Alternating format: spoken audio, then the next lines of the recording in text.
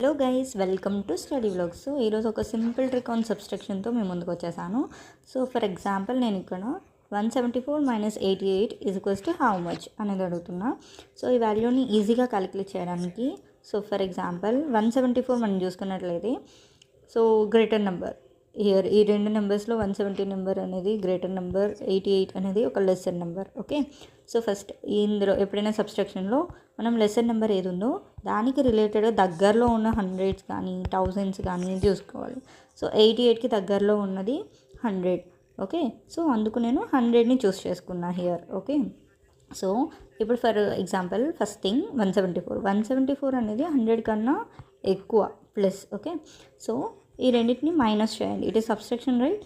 So 174 - 100 74 వస్తుంది. Okay, అలానే 88 అనేది లెస్సర్ దెన్ 100. ఓకే, 88 - 100 12.